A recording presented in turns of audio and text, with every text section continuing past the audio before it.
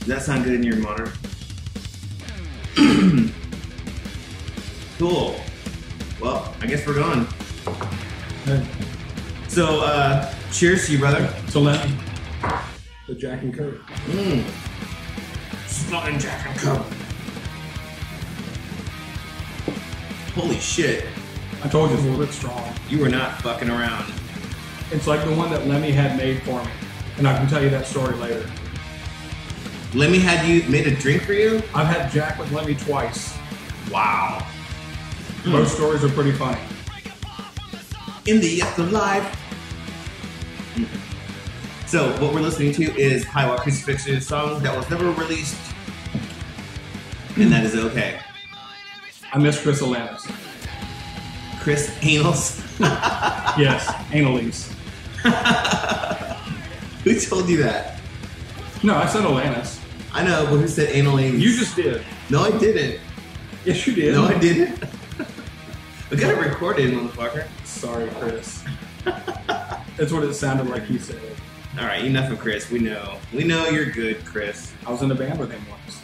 Really? Did he ever spit in your face on stage? No, we only played one show. His mother had a tribute show in New Year's Eve in Boston. That motherfucker didn't tell me about that. Or maybe he did and I just ignored him. Was this... We booked What it year 3 was days, it? Over New Year's ago. We booked it 3 days before. We did one rehearsal with colleagues. And it was just the three of us. Wow. The best thing about that night, Yeah. no pictures, no video ever showed up. People were having such a good time. Really? Not one fucking picture. I find that insane. Why wouldn't that be documented? I'm okay with it because, you know, we had, that was like the brand, that was the newest version I'd ever done of that band. Did you ever see Kotwitz's he had that band with the keyboard player from The Faces. And Kotwitz called me up one day and he's like, or I think he texted me and he says, he's like, hey man, so I got a bit, you like Rod Stewart in The Faces, right? And I was like, yes, I do. And he's like, well, you'll never believe that I'm somehow he's connected or friends with Ian McClagan? Ian something? Man, I'm Something terrible. like that. I know you're talking. I met the guy once. I'm such a not knower of names. I think I know too many people, and not too many names. It's like it's all filled up, you know, my name catalog. But anyways, yeah. He goes.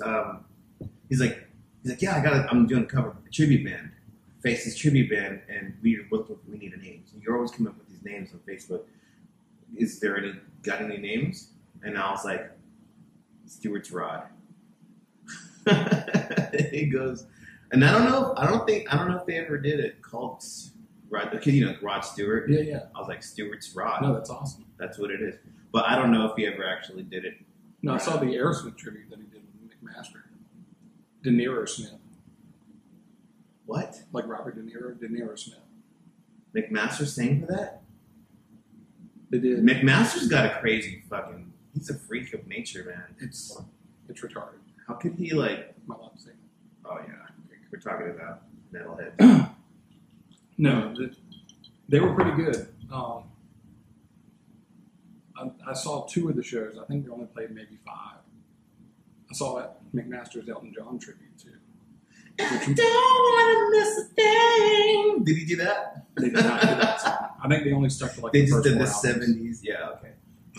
The Elton John tribute that made my ass cry. Fucking love Elton John. The Elton John tribute. It was nuts. Who did that one? Did McMaster did? McMaster and a bunch of dudes that worked at the rock school. Wow. It was phenomenal. Piano player nailed it. McMaster on like an acoustic electric thing. McMaster gave me some really cool vocal. He's like, you know what you want to do when you know, like warm up routines. He like taught me a bunch of stuff, and it's very involved, dude. That guy's like really super athletic with his vocal delivery. He takes it really seriously, obviously, because that guy's kind of been everywhere and done everything. That's how he makes his living. Yeah, but man, it's like it's not unusual for him to do like a good half hour vocal warm up just to before he even gets to the stage. Yep. He'll just be sitting around. He told me all about it. And then some of the ones he told me, I kind of felt silly doing because you're supposed to go. You see that my big ass lips are just fucking flapping around and shit. I don't dig that, bro. I feel like because my lips are so big, you tie them in a knot, they're like flapping, dude. And I can't see if from driving. I'm like, oh, well, nobody see me when I'm driving, and then my lips are getting my vision. I'd be into them if they were between some girls' legs. Like, if her lips look like your vision. No, wait, was that motorboating with boobs? Yeah. That was a high school thing. You know what? What do you mean? That's a still today thing. Is it? What Not, the fuck are you talking about? Not for me, man. I will motorboat any girl who gives me the opportunity to motorboat her. I'll motorboat anybody with boobs, including myself if I could. Okay, so we need to back up. Okay. What is this podcast called? You know what, man? You're better at this than I am. You just said you were the king of names. Oh no, Jason said you were the king. Oh, dude. Okay, the name of the podcast is called Release the Bats. Thank you. Let me give you some background on that name. Yeah. Okay, so obviously when I first moved to Austin, everyone was like talking about the bats. I didn't even see the bats till like at least 2 years into, or no, about a year into living here. I don't know. I just was disinterested in it. And back then, to go see the bats, you would be one of like maybe 20, 30 people. Now there's like fucking 500 people. Just like crowded. 500. Yeah, it's so crazy. And it sucks because like the Uber drivers just stop in the middle of the fucking bridge, dude. And then you see dudes on tall ass bikes and unicycles and shit. That shit's stupid. But I've only seen them driving by. I've never actually just gone to go. I don't care. They used to fly by my apartment. Another building side. Yeah, dude. Yeah. No, I like the bats. The bats are cool. But at the time so anyways, whatever. Getting back to the name. So Release the Bats. And so I wanted the name to kind of like reflect where I live, and local entrepreneurs, artists, and musicians, really, which I guess count as artists. And that's sort of what I wanted to do.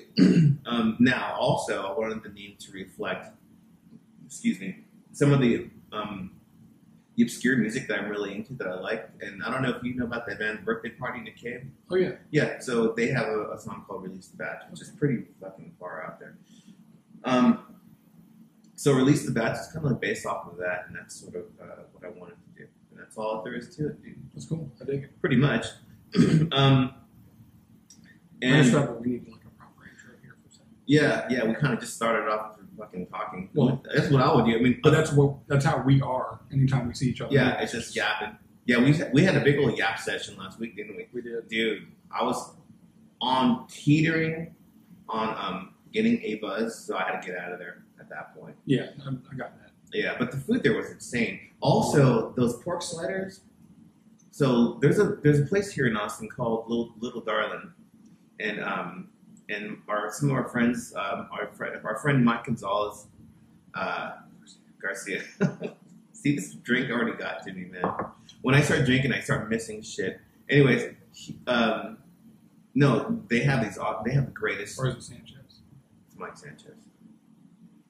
See? Dude, you're one of the first people I met if you're watching this, dude. Jesus Christmas. He doesn't care. Yeah, well, their food is insanely good. If you're ever in Austin, Texas, go to Little Darlin', and it's located on William Cannon, which I think is probably one of the best male porn stain names ever made. But William Cannon, in between I-35 and Congress. And it's kind of tucked away in this little street there. It's really cool. And all the punks go and hang out. Dude. Circle S Drive. Yeah, Circle S Drive, man. Right behind my favorite poker room. Right behind his favorite poker room. I don't know. Dude, you know... Dude, you know how terrible I am at card games? Even bad at, like, Magic the Gathering. I've never played it. It seems like, growing up, I knew a lot of metalhead dudes, and they all fucking were into Magic, man. Like, super nerdy about it. I know a lot that still are. Well, it's one of those things like you never ever leave. I knew a dungeon master, and his name was Bob, and he was the only guy that had the weed, like the fluorescent weed. And back in those my metalhead days, which I still consider myself a metalhead, but back then I had tight pants, the leather jacket, the long hair, fucking forbidden T-shirts and shit. Anyways. this guy always had the greatest weed in the world.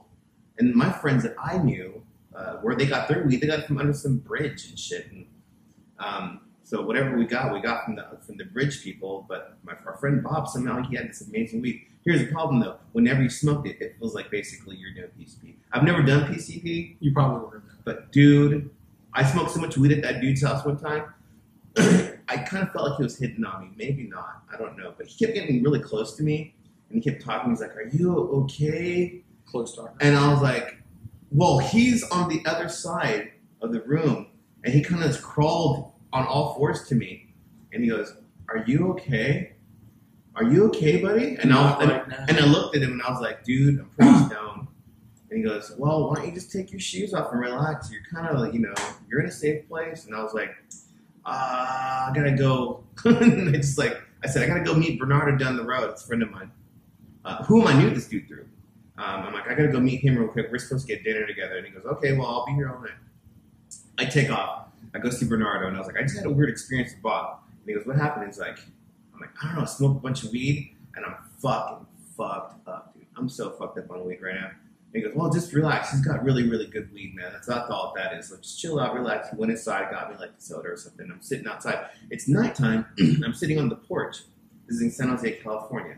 And I'm sitting there, and I keep going, "Yeah, man, and the thing is," and we're just talking, and I keep doing this. And I looked at him, I was like, "Dude, I think there's ants on me." He goes, "Oh, bro, it's the weed, man. The weed is fucking with you. The weed is," he's got the best weed. The PCP. He's like, it's super, yeah. It could have been. It was fucking crazy. So what ended up happening, I'm like, "You know what, man, just turn the lights on," like after 10 minutes. I turn the lights on. I'm covered head to toe in ants. That sucks. But thank God the ants over there in San Jose, California are friendly. They're They're not nice. fire ants. They're not fire ants, dude. The fire ants here are unforgiving, which I have a fire ant story as well. I got attacked by a bunch of fire ants. Anyways, so that's my story about Dungeons and Dragons and card games. And I don't know anything about cards. So, but they don't have card games over that little darling. They do have good food and good drinks and good people. they have board games there. They have darts, right? Yeah, there's some board games and shit too. Mm. Fuck with that shit. So, by the way, I'm Sean. Horrible host. Is Richmond is my world. This is my world. Confession. Continue. Most of my friends know this already, but I've never been high in my life. You never been high? I've never smoked weed. Never done coke. Good. Have you ever broken your ankle? Never broken a bone. Have you ever had surgery? I've had procedures. Have you ever had a tooth pulled? Yes. They gave you drugs. Well, you were high, dude. Well, you were high. I'm talking about recreation. Now, to be honest, when they give you that first... No, when I was getting my back tattooed, I had some Percocets left over that I used. I mean, dude, I've never done weed or coke. When I got my most of my friends don't believe I've done weed. When I did my chest, and I took some pain meds that I had from my both. I had all 4 wisdom teeth pulled. I took like 2 of them, and then I went to go. Dude, it did me shit. I was sitting there like I was like a Jello dude on that table. This was fucking torture. Yeah, that was torture. It was like living torture. It was like my tattoo artist was a fucking Cenobite from Hellraiser. Dude. He's like, "Hello, have you been here before?" And he's carving over it. And then that's what it feels like too. Dude, and then when he goes down, he would do this thing where he'd be like, I'm like, "Why are you doing? Why do you really have to do that?" He's just cultivating some meat in there. He's like, "I don't know. He looks too comfortable right now." Just you can hear like the engine like bottoming. He's pressing so hard down. They love watching us wince in pain. Then they go, "You okay?" Yeah, you look kind of white. Do you need some water? And you're like, "No, man, I'm good. I'm good. It's okay." So Sean and I go back about what now? 9, 10 years. I've been here since 2000. I got here in 06, and I met you pretty much right after that. Right around then, yeah. Red River. It was your birthday, and then this one time, and I ran inside, and they gave me this like old school metal magazine that I had found at this old record shop. Yeah, I gave you a couple metal magazines. I remember, and that was at room 710. Yep. Yeah, and then after we became friends on Facebook, and I didn't like Facebook, and I think I unfriended you. Then we became friends again, and I didn't realize on Facebook that a lot of people that was like the thing. I was like, oh, okay, I get it now. This is something big. I didn't know Facebook was like that. So after that, then I started following you, and then I started noticing you were like flying all over the world and shit, going to these really cool metal festivals. I've always considered myself a metal dude. I grew up playing metal. The first band and the first musical memory I have is of Black Sabbath, specifically Electric Funeral.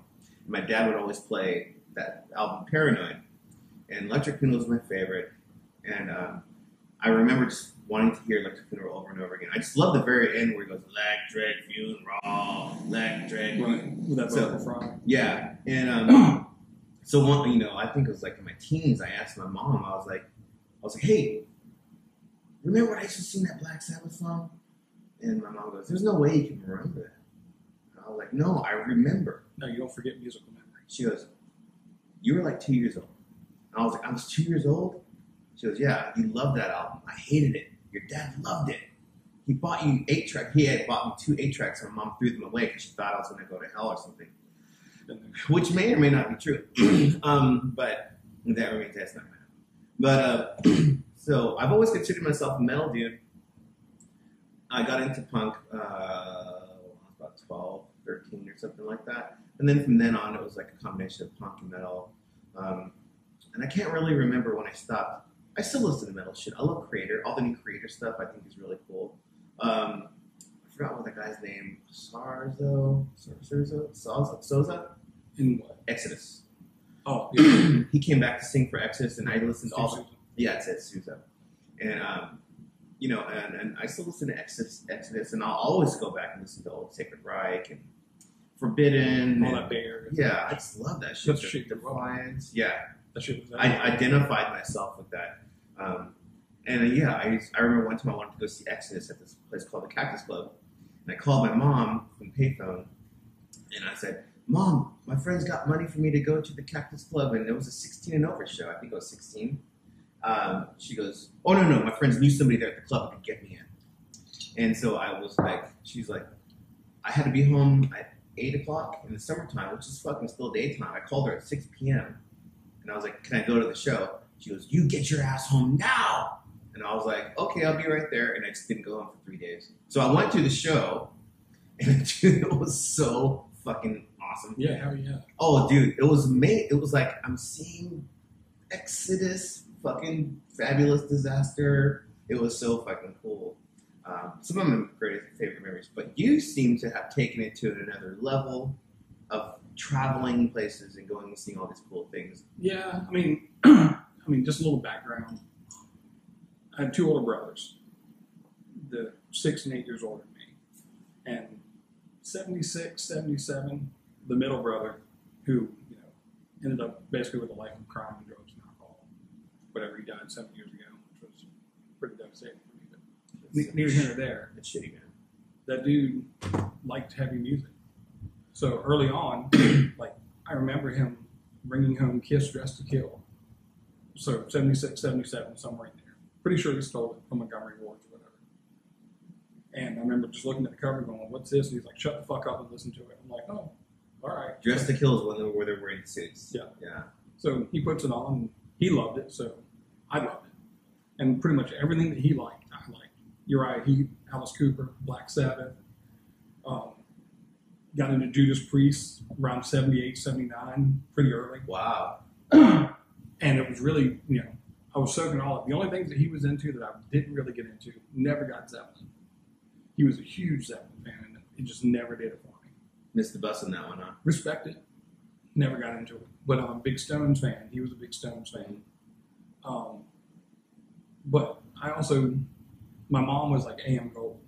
Gordon Lightfoot, Helen Reddy, Anne Murray, Chicago, Christopher Cross, all that shit. Yeah. So, Light. and I still love that. So I hear that, and I love it. Then my dad he wasn't big into music. He in the garage or on the farm or whatever, he always had a radio going. It was always like 60s or 70s country. Okay. Or some old Hank Williams or something. So I always had that. So when I hear, Willie Waylon Merle, I like hearing that. And then my oldest brother was a Southern rock guy. Never got it. You never got to Southern Rock? And I lived in the South. Like Skinner and shit like that? I lived in the South. I mean, we were south of Richmond. You know, the heart of the Confederacy. Fuck that. Yeah. But Leonard Skinner, Molly Hatchet, Allman Brothers. Like, when I listen to it now and I just break it down musically, I'm like, man, those guys were so badasses. And I hate every note of it. Oh. The only ones I really like, I like 38 Special because they were a little more rock, a little more radio friendly. They were like the Journey of Southern rock bands. Yeah. But in general, it didn't click. But so, you know, like I said, my middle brother was 6 years older. So by the time that I was getting to be a teenager, he was already moved out or in jail. Combination of the two. The church that I went to, I used to go to church. Me too. Met some of the closest friends that were still some of the closest friends ever. And we were all getting into metal at the same time. Trading tapes, like secret tape trading in Sunday school, put cassettes in our socks. Oh, And do dude. secret tape trading in Sunday school. It was awesome. You know, trading King Diamond tapes. But I was able to reciprocate, like my brother wasn't in jail. He'd be like, hey man, what are you listening to these days? And I'd give him like Metal Church and Anthrax and shit like that. And he's like, oh man, this is so good. Like he loved it. And then, you know, found Maiden on my own, off the radio. Yeah. Run to the Hills in 82. Was that on the radio? Was it? Yeah, it was. Did it chart? Yeah, ish. It was on the radio, and we used to hear it on the rock stations because I mean they were playing Priest. Or like a middle hour or something. It was on regular rotation because I remember you'd always hear like Living After Midnight, Breaking the Law, and I remember listening Heading Out to the Highway. I remember hearing Living After Midnight. And then you know, I've always been drawn towards the heavy stuff. And still to this day, I like heavy music. I don't like it all. I like some death metal, mostly older stuff. Some of the newer bands, most of it, the production ruins it for me. It's all of it's too clean. And, Really super dialed in. And I can't stand like overphased vocals and shit. It's like, oh man, that rawness is gone. You know, all the software, because everything's done, you know, electronically now. And other than there's one band, and they're not a heavy band, but it's the guitar player from Satan, UK Satan. Yeah, New Wave of heavy metal. Russ Tibbins has a band called Tanith. Tenant? Tanith. Okay. So it's him, his girlfriend who lives in New York City. He still lives in Newcastle. Yeah. And the rest of the band lives in New York. The drummer lived here for a long time. I didn't know that. Everything they record is completely analog. And it like Russ hates it that he actually has to release it digitally online. Oh, Like I see. it's like but they're so good. They're like Uriah Heep, Wishbone Ash. It's like way more expensive to record analog too, man. For sure. That's the other thing about it. But they're doing pretty well. They got signed to Metal Blade. Their album just came out on Metal Blade and shit. So, but yeah, I mean, heavy music. I mean, Yeah. it's my shit, man. I live for it and travel for it when I can. You know, I've only done one European festival, and that was just earlier this year. Went to Germany for Keep It True, which was an insane experience. Yeah, I saw the photos from that. Europe in general was insane. I've never been to Europe. Isn't it weird over there, dude? It's perfect. It's cool. I won't say it's perfect. Well, but it's not perfect. It's not like here. I'll say that Germany, though, I never felt so free as I felt in Germany. Germany specifically is one of the best places on the planet. You don't have a heavy cop presence everywhere you go. Walk around with beer in your hand.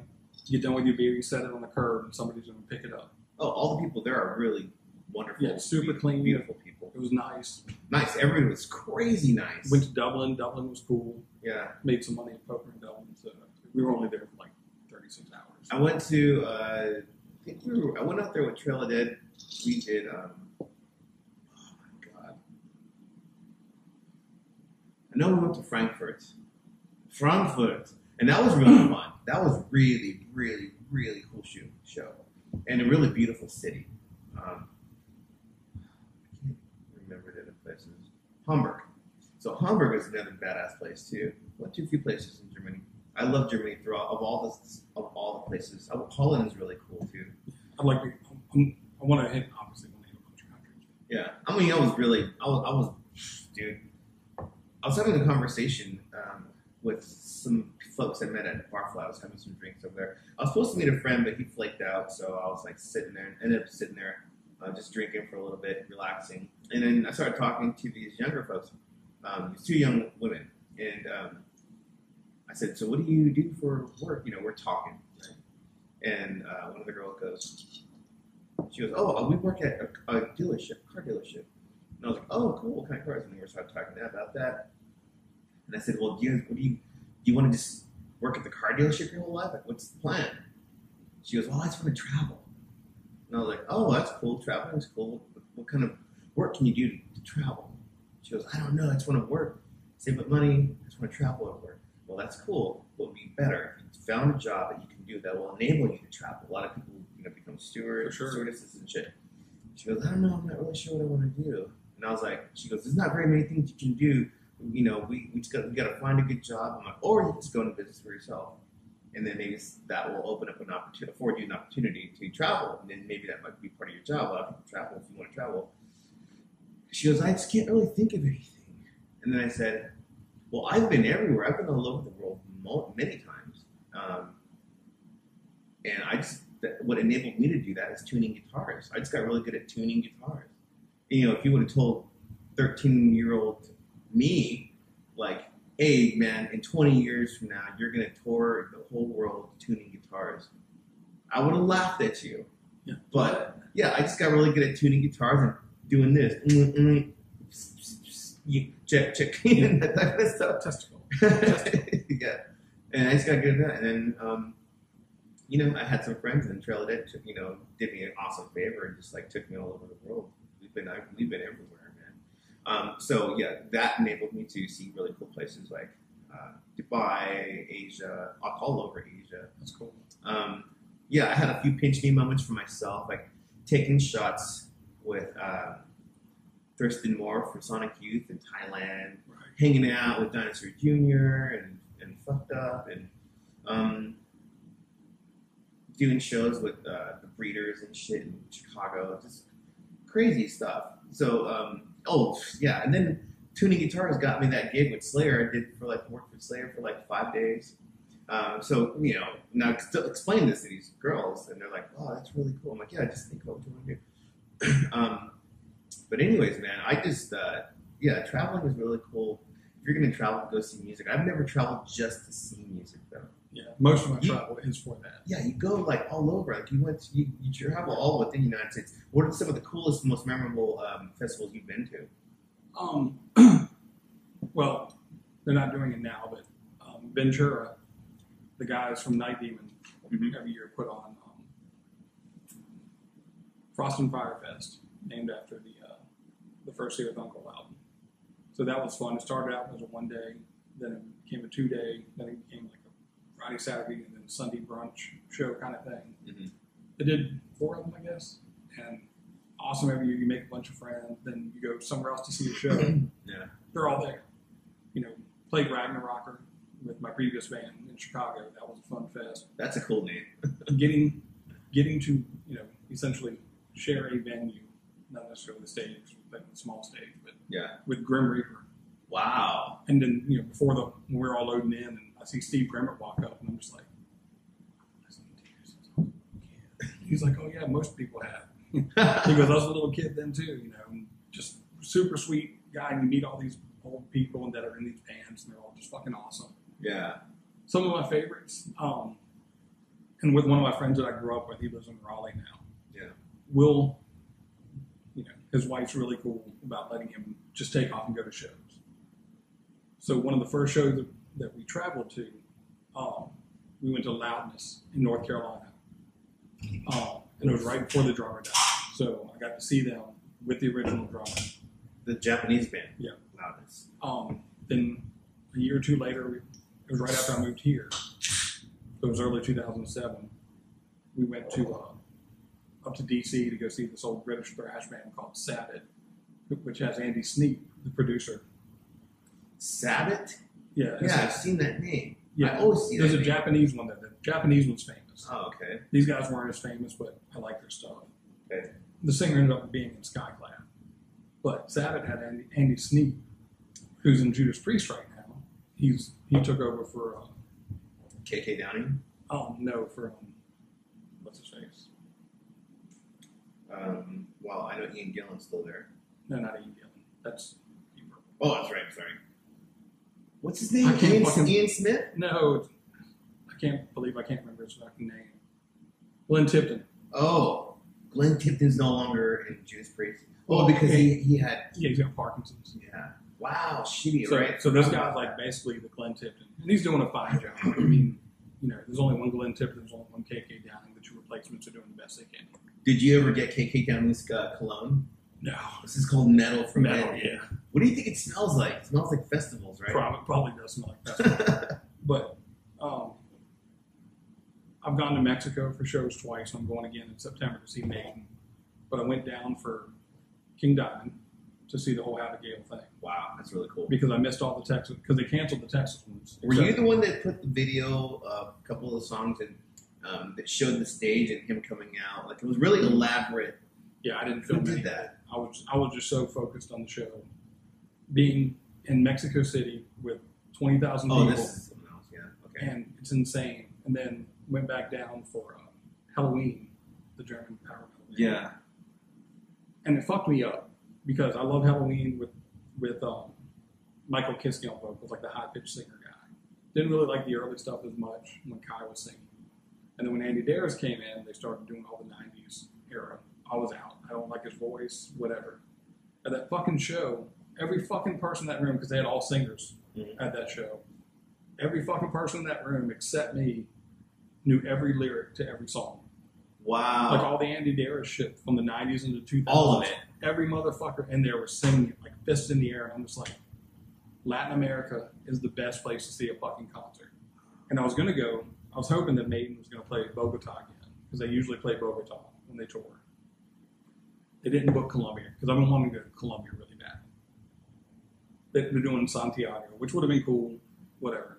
But I wanted to go to Colombia. You know, after seeing like Flight 666 or whatever. Yeah. Just that Latin American thing, that passion. It's not here in the States like that. I mean, like, yeah, we love seeing shows and love seeing our favorite bands. Yeah. It's way different down there. I got some friends. I think it's because we're spoiled, because we get There's access so to that much stuff. of it. Yeah. We get access to it more often. You know, Maiden's playing down there. You know, one show where they're doing 3 shows in Mexico City. People are just traveling across countries to go see Maiden. I bet. But you know, in America, we can go see them 64 times if you've got the money really to do want it. to. Yeah. We just follow them around the U.S. like people used to do with the dead. Mm-hmm. But you know, the Latin American countries, especially some of the the poorer countries, not as easy. So it's really even more special to them. They can afford a ticket and they can go. You know, that's how I see it. When I think of South America for bands and metal, I always think of Sepultura. I always think of Sepultura because where were they from? When they weren't from Peru, they're from Brazil. Yeah. And Sao Paulo, Brazil. Yeah, and so I guess when they were coming up, there's like a lot of political strife going on over there. People getting killed. For a while, I was kind of obsessed with. By a while, I mean like 5-6 years. Like obsessed with gore. I would listen to like all this gore music, and then I'm like, I'm gonna fuck with bestgore.com, or I'm gonna go to ogreish.com. That does not exist anymore. Or I'm gonna go. So yeah, I've seen people fall off cliffs and stuff, or jumping off buildings. But I noticed a lot of that, a lot of older videos and even newer videos. Brazil seems to be pretty much a gold mine of gore, as it seems, as it were to be. Not to say that it's not a beautiful country or the culture or whatever, but it seems like there's a lot of shit going down in Brazil. And so, and then when I think about the lyrics and stuff from Sepultura, it was all political. It was all political, oh, yeah. Really. So yeah, and plus, dude, they're such a fucking awesome band.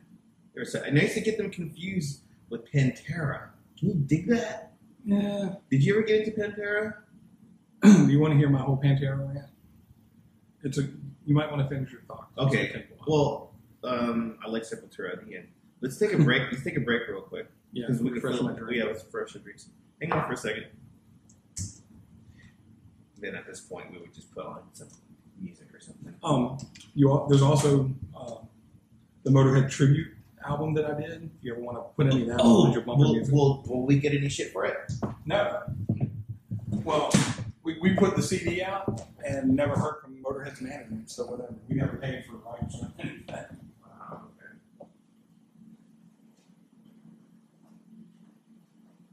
Dude, that's a badass space morning. You've done so much more cool metal shit than I've done. You're like a gold mine stuff, dude. It's just because I've taken the time to do it. You know what I mean?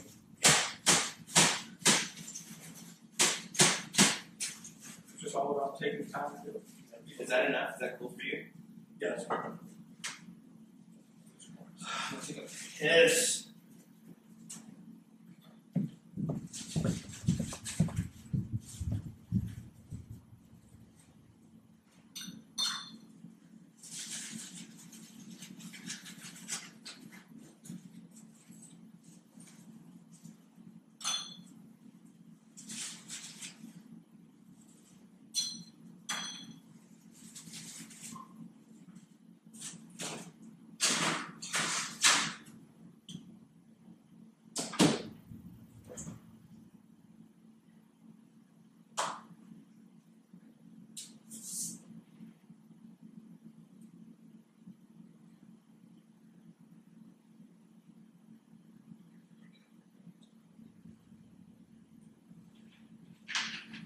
Capricorn USA, right? Yep. I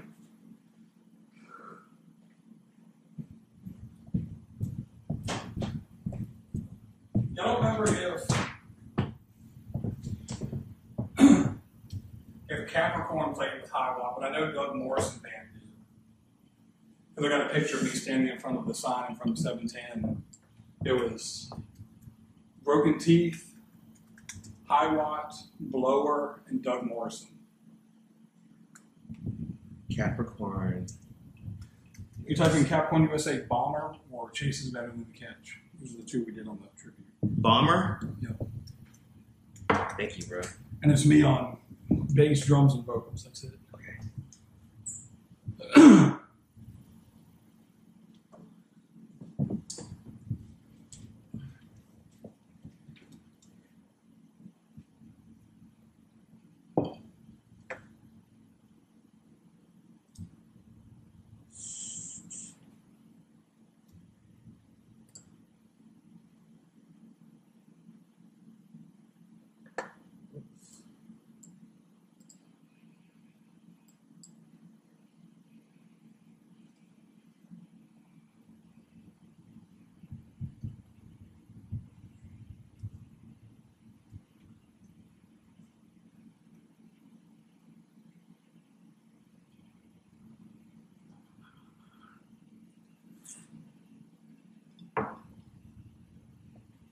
Wow, this is really good.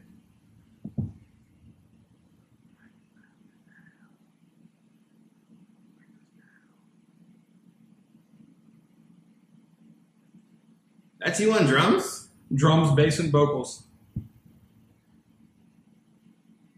Right after I fired my drummer and guitar player.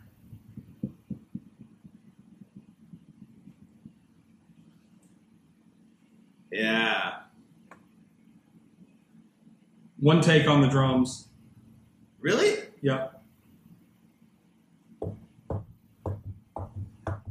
We also did Chase is Better Than the Catch.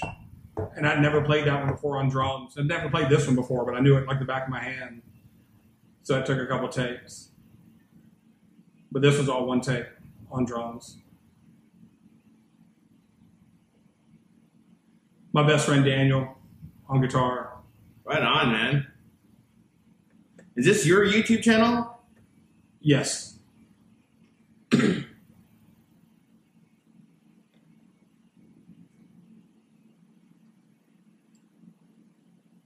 So yeah, it's Acacia 70, like 22 Acacia Avenue. Yep. Yeah, I used to have my own online distro called Acacia Music.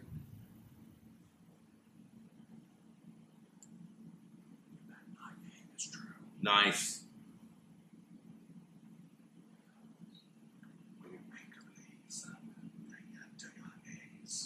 I recorded it like that too. You have to. This is you on vocals? Yeah. Holy shit! Guitar, bass, and drum, or bass, drums, and vocals. So you never saw us play around here then? When we were doing that? I don't think so. Yeah, I was the Lemmy of the band, Flemmy.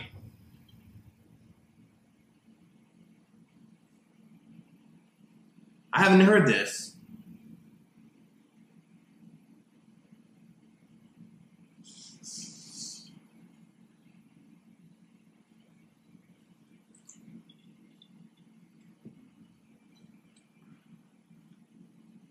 Oh, it's a fade out. Yeah. We're at the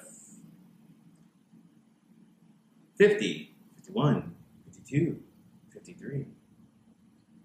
Wow. Yeah, so like, not even a week before we were going to record that. That was muy bueno. The drummer we had at the time, and whatever he was whatever. He was calling the guitar. That's what player. I feel about most drummers, dude. Whatever. He was calling the guitar player and talking shit about me, like he didn't like the way I was running the band and doing the merch, or whatever. What was his name? I'm not gonna bring his name. He wasn't here. He wasn't.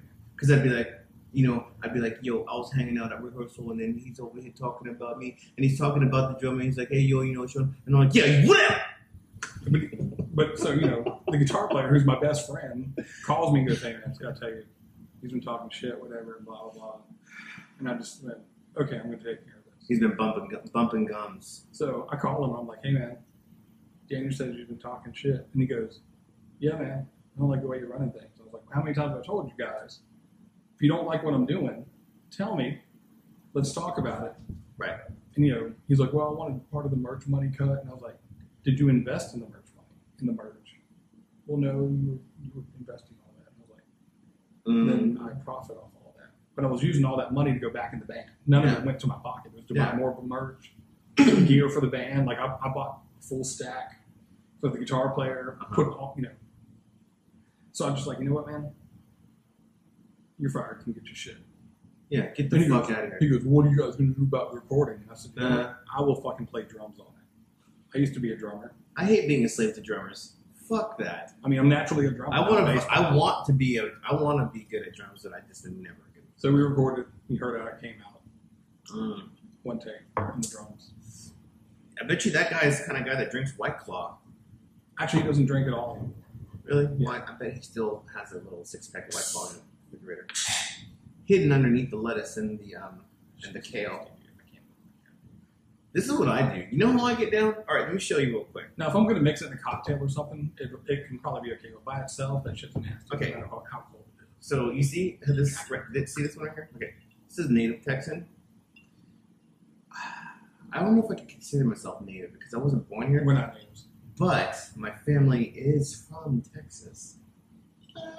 Okay. So this is what I do. So normally, in with the bad, and then in with the good. You chase it with the good. So, I don't even know you. You gotta chase it. Yeah.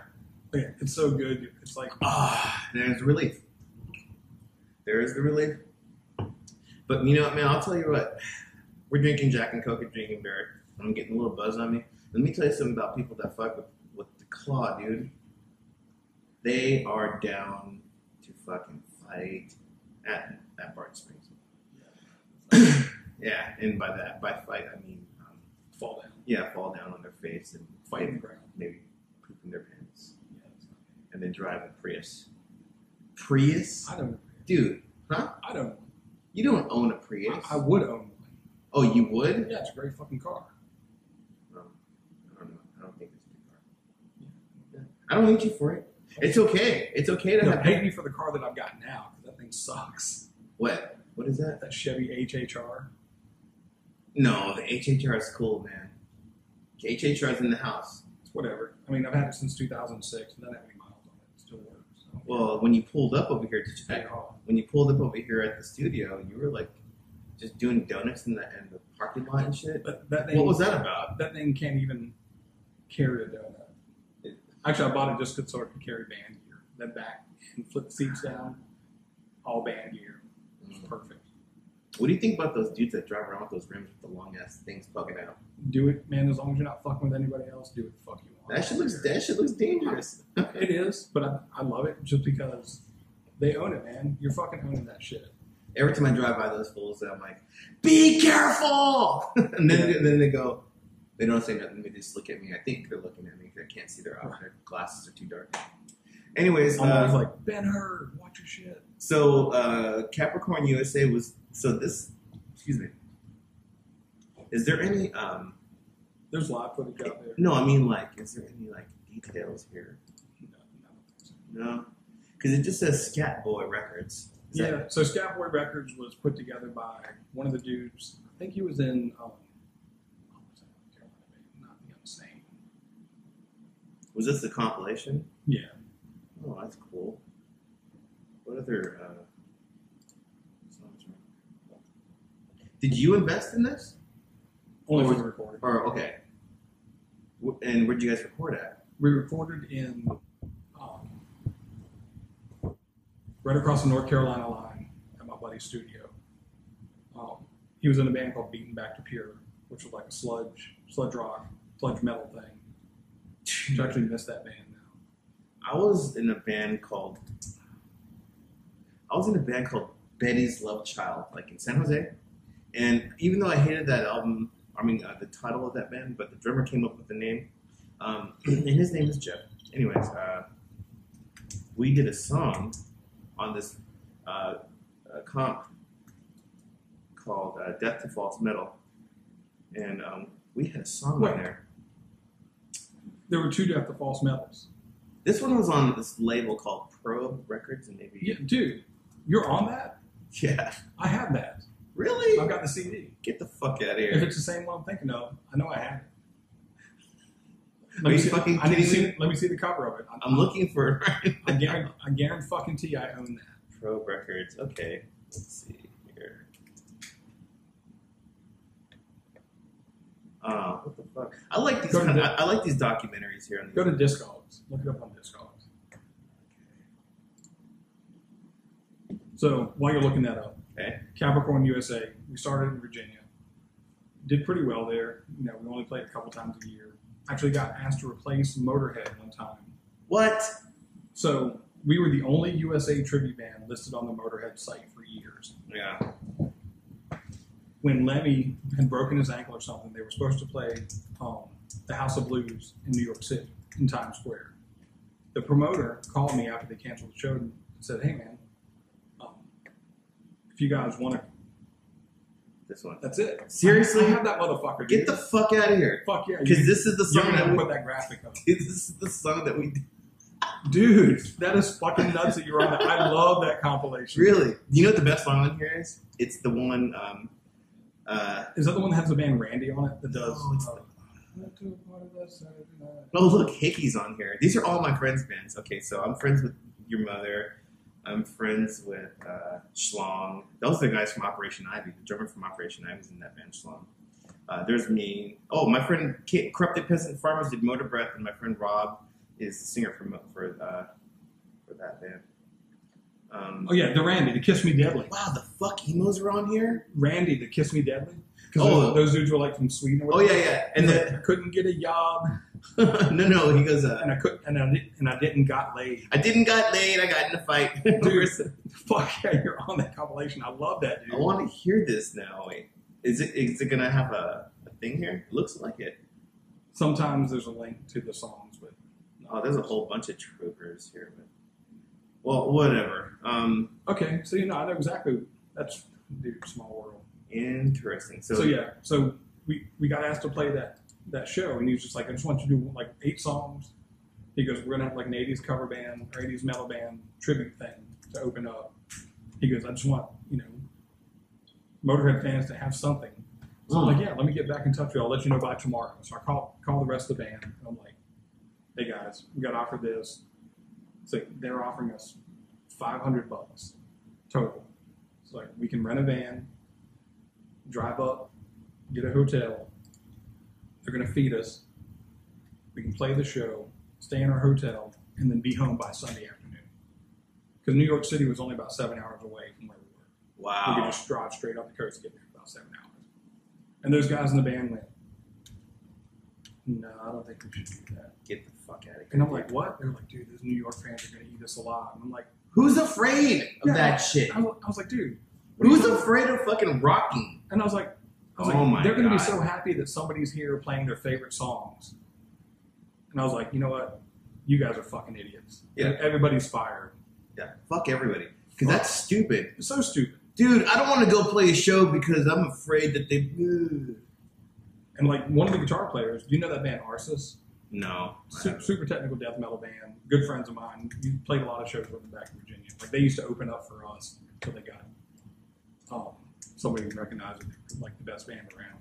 We were Arthas? ARSIS. Okay, Arsis. Just super like later Death, the band Death, when they got super technical, it's along those lines. Like Gene Hoglan era. Wow. And so he was in that band. I'm like, dude, you've been playing like these killer shows. How can you be afraid of playing some cover tunes in front of fans who want to hear these songs? Like, we could totally suck, and they're not going to care. You must have been super fucking pissed. Dude, I was so mad. It was a weekend trip. So you guys didn't go? We didn't fucking go. Didn't go? I had to call that guy back and say, Dave, Mr. Sean. Dave. We can't. Do you know how I would have said it? I would have been like... I just told him, I was like, hey man, just the schedule doesn't work. You know, they got husbands, wives, and kids and shit. I didn't tell him that my band was full of a bunch of pussies. I would have said like, Dave, we have to have a serious conversation. We can't play the show because our drummer's balls haven't dropped yet, and the guitar player is so fucking mad, dude. Yeah, that is like fuck everybody. And then fucking totally. Anyways, whatever. That's making me mad, bro. This other promoter called me. God, I hate drummers. We used to get asked to do like these little 1 week tours across the U.S. and this guy had some Crocus tribute band that was coming from England. That's a fucking band. And he's like, dude, we want you guys to open for the Crocus tribute. And like 7 shows across the U.S., like starting around in Richmond. We're going to end up in New Orleans. And I'm like, I'm in. And I've got vacation time. But I was like, no way the guys in my band can take all that much time. And I just said, you got to be married. You got to be married to the hustle is what it's about. Yeah, and ultimately availability. I mean, yeah. I mean, that's what it is. You know, I've been pretty lucky that I've always had a job that allowed me to take time off. Because I can take these 3-day weekends and go to Mexico City and see shows, be off on Friday or Monday or whatever. Because most of my work I can do on a fucking phone anyway, emails and telephone calls. It's no big deal. Wow, that's cool. And, you know, it also helps being single still. That I don't have to fuck with, you know. You were talking about you were married before. From 95 to 96. So 10 years, 11 years? 17 months. Oh, 95 to 96. Oh, 96, okay. Yeah, no, it was just I was just, you know, we were just too young and whatever, broke. 96? We split up in 96. Well, that was a really terrible year also because fucking Clinton was in office. Yeah, it was really terrible. No kidding. We're not talking about politics. I'm a native Texan. I like my gun. I'm not. I did my family. Virginian. Oh, what was I going to tell you, man? Fuck. You weren't going to tell me shit. No, I was. I was. Sorry. No. Okay, so yes. Wrong. No. Well, that's debatable. Okay, we're not there yet. I know when I've had enough. I know when we've had enough. Did I tell you about the UFOs I saw? Yeah, I saw the pictures. Dude. Okay, they look a lot crazier in real life. Yeah, I mean, you know, they were unidentified. Well, they were. So here's the thing. In the video I took, when I was looking at 3 things that were like in a perfect triangle, in the further off distance there was 2 more. Like one here, one here. So this is a triangle. And anyways, so I'm sitting there recording it, and while I'm recording it, it's moving, and I'm thinking, are those drones? Those could be drones. Right. But then the more I looked at it, the more and then there was like that light lamp thing that was like kind of gave me a reference of distance and how far it was. And dude, that thing was really high up in the sky. It was high up in the sky. And I remember thinking, well, there's no way drones can go that high. And then they just started moving. And then the ones way in the back started moving with them. And they were moving together. I just like dude told you to clean your windshield. Which dude? I think it was Aaron Black. Oh, Aaron. He's like, come on, he's dude. like, come on, dude, clean your windshield. Okay. That was pretty fucking funny. All right. So let me tell you about Aaron real quick. Okay. Aaron doesn't believe in UFOs. Did you know that Aaron's Jewish? Dude, Okay. He's God's chosen people. So they cannot believe in UFOs. Yeah, I don't believe there's a God. I believe there's a God. I don't think that there's a Jesus or Muhammad. I've seen ghosts. As a kid, I believed it. I've seen ghosts. But the last 20, 25 years, I changed. Have you ever seen a ghost? I think I've seen things that I think could have been ghosts. I don't know if they were or not. I've seen things that it's undeniable, pretty much. And I'm not really a bullshitter, man. I've seen some. I've crazy seen like shit move by itself and whatever, and I don't try to explain it because I don't really care enough about it. I do know enough that there's something else beyond this. I know for a fucking fact, but I feel like religion is just like the middleman. Here's the thing. So I don't subscribe to any religion, but let me go ahead and tell you something. So while we're talking about music and religion, so I think it was in 2008, 2007, I started listening to a band called Norma Jean. Mm-hmm. And they had this one album that came out, and it was called, I forgot. Maybe it might even be self-titled, but whatever. Anyways, and I love that album. And I told some friends of mine, some metalhead friends here in Austin. I'm like, dude, have you listened to Norma Jean? That's some fucking badass shit. They're like, oh, dude, you mean that Christian metal? And I'm like, yeah. What? They're like, it's fucking Christian, dude. Listen to. I'm like, oh, what do you listen to? Do you listen to Satan, dude? You listen to Satan music? Satan's music? Is that what it's about? They're like, well, I'm like, do you believe in Satan, man? You worship Satan? And he's like, no, that shit's stupid. I'm like, all right, well, what the fuck is the difference? Right, exactly. You're singing about God. You're singing about Satan. To me, it's like LARPing. All over, it's the same shit. Anyways, when I was a kid, my mom was a hardcore Christian, and I saw a lot of hypocrisy in my house. But my mom made me throw away all my metal shirts and everything, which is kind of like when you were telling me earlier about putting the metal tapes in your socks and sharing them with your homies at the, at church or whatever. I remember I used to have to hide my metal shirts outside the house, and then on the way to school, put them on so I can go to school wearing a Maiden shirt or wearing a Scorpion shirt or something like that, because my mother wouldn't have it. At one point, I did kind of bend a knee and like, all right, I'm not going to listen to Sabbath anymore. But I still had the craving for metal. My uncle had given me this book called, and you can still find it, it's called Dancing with Demons by Dr. James Dobson. Oh, yeah. I met James Dobson. Really? Okay. Well, that religious dude. Where'd you meet him at? Exactly where he is. Where'd you meet him at? Metal show? No, yeah, pretty much. No, he was doing like a church tour. Okay. Well, Came through. Doors were open. I had to be there. my uncle had given me this book, and it had a picture of Penn. And it's a picture of Penn, and, he's like half goat or whatever it is. And he's like playing the big Penn flute. And then there's like a guitar, or there was a guitar with the Penn flute on it, or something like that. And then like all these metalheads are just like walking into this lake of fire. And the metalheads are like that big, and Penn's like that big, and he's just like on the cover, which I thought was awesome. I was like, dude. And then so in the book, they just talk about how Run DMC did this, and that means they're going to hell. And it's a pretty entertaining book. It's all just propaganda, but they did talk about Striker. My first metal show. Dude, get the fuck out of here. Okay. 1985. I became a giant Striker fan because of that book, and I remember telling my mom, and I had to let her look at the lyrics to like get the cosign. So I jammed all of fucking Striker shit forever. Yeah, it was a Soldiers Under Command tour. Yes, dude, that's such a good dude. It really is a good. It stands. I can't on its listen own. to it now. Really, I can still listen to it. It sounds too dated, and drums really annoy me. It's He's over. so far behind the beat, it just drives me nuts. It's over. The only clump I know, because I'm so aware of production and stuff now. It seems a bit too many embellishments on the vocals, it's like overriding the music itself. It feels like it needs to be a little bit more raw, but I can still put on To Help the Devil and jam the whole album. I was after Soldiers. I stopped caring, but it was funny at that show.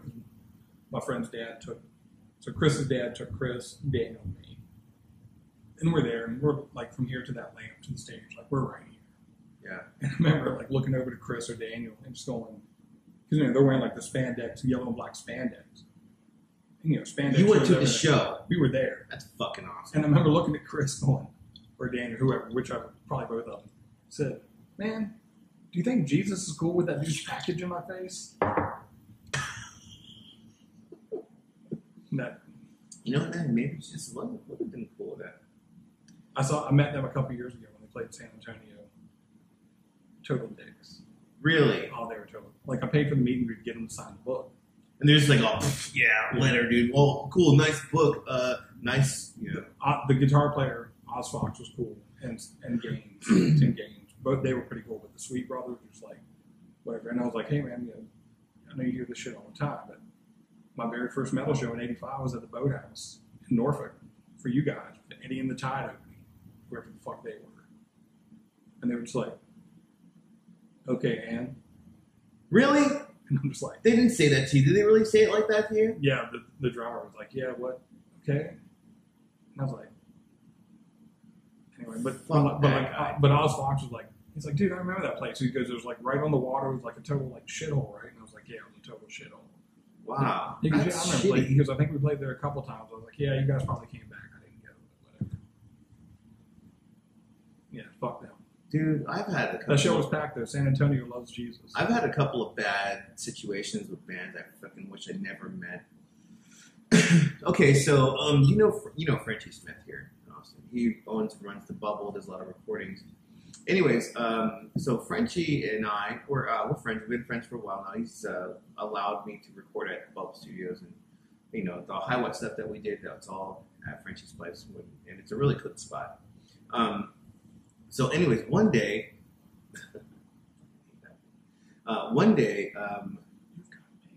yeah, fuck the internet.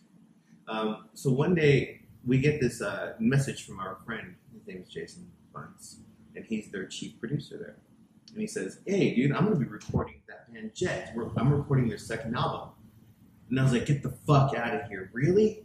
I'm like, "Dude, that's a sweet gig," and it was paying really well, and it was like looking like, dude, this is awesome. Good for you, man. Happy for you. That's what you gotta do. That's dude. Jet's second album. Come on, dude. So my friend's working on Jet's second album. Jet's in Austin for like about 3 months, I think. And I think after the second month, or maybe in the middle of the second month, my friend Jason started taking them around town and introducing the people they wanted to go out and party. It was mainly Kim, who was the guitar player, and then the drummer. And those guys would come out and hang out. And nobody knew who the fuck they were? Nobody knew who they were, except there's some people that had an heavy Australian accent. And so I get a phone call from Frenchie. Frenchie's like, "Hey, yeah, Jet's down over here at Sidebar. You want to go down there and just keep them company?" And I'm like, "Sure, and I'll take my homies down there." So I took me, my friend Gabe Bishop, Adrian Carrillo. I think it was just us. And so we go down over there. We go to Sidebar and we start hanging out with Jet. Oh, and Jason Bunson there. And we start hanging out with Jet, and they were kind of like acting like the Michael Sweet dudes. They're like the Striper dudes. They're kind of just sitting there like, like very disinterested. And then I remember thinking, like, why did Frenchie want me to come here and hang out? This is stupid. And anyways, like, so I'm talking to Cam, right? And he's not talking. And I'm like, all right, well, I guess I'm sort of chaperoning or something. I don't get it. But anyways, I'm like, what's up? We want a drink. I get him a drink. He comes back. I come back. And I'm sitting there talking to him. And I'm trying to talk to him, trying to engage him in some way. And then I was like, hey, so, I'm like, how are you all enjoying the States? And Cam goes, oh, we love the fucking States, man. We love the fucking States. States is amazing. Oh, Texas is beautiful and wonderful. And I was like, cool. right on. So what are some of your favorite bands that you like here? And he goes, well, I don't think I understand the question. Like, and I was like, so what bands do you dig? And then he goes, well, I think a fine question would be what bands you dig. And I'm like, oh, well, right now I'm like really heavy. I'm heavy into Judas Priest, and I'm heavy into all the priests. I was going through a really heavy priest phase, like everything, every day, all day, Priest. And dude, Priest is the best metal fucking rock band of all time, in my opinion. So I'm telling him about Priest, and he goes, "Well, it's metal, right? You couldn't music you play?" I'm like, "Oh, I play in a hardcore band." And he goes, "Anything else you listen to?" I'm like, "Well, I listen to I like hip hop a lot, and I really like everything from the Stooges." And then he just throws his hands up. He goes, "Here we fucking go. On with you're talking about the fucking Stooges. He's talking about the Stooges." And he's like talking to me in like this weird posh, British, semi-stupid accent. And I'm like, yeah, Stooges are from Detroit. The Stooges are a rock staple. You guys are a rock band. It makes sense you would dig the Stooges. And he goes, he's going on about Lust for Life now. And then I was like, Lust for Life? I don't really like Iggy on his own. I like the Stooges. And then he goes, why don't you just come out and fucking say it? I'm like, I'm not, what? So apparently their single that they had here was being compared to Lust for Life. I don't know. I didn't fucking know that. Here, we'll pull it up. Yeah. Because you know what, man? If I get fucking pulled on this shit on YouTube, I'll just be like, you know what, man? I'm just going to do like 6 seconds of it. I saw Jet on the first tour. Jet. What was that song called? The band. There it is. Are You Gonna Be My Girl? Okay. We'll play a little bit of it. And it's probably going to have some stupid fucking advertisement here. And we'll just go ahead and we'll mute that. It's a little cute white kid. Oh. No such thing. Of course it's cute white kid. Or are you talking about this kid? Alright, here we go.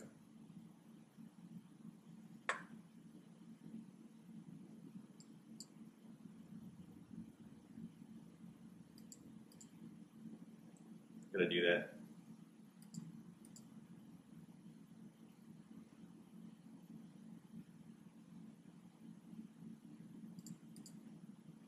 It's Cam.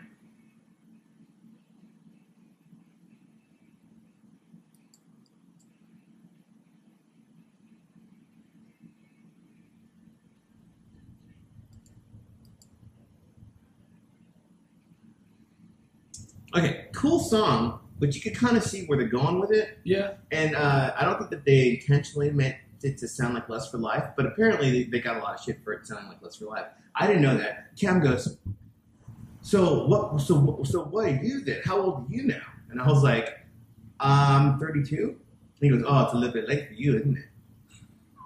And then I go, what? I'm gonna go, what? He goes, it's a little bit late for you, isn't it?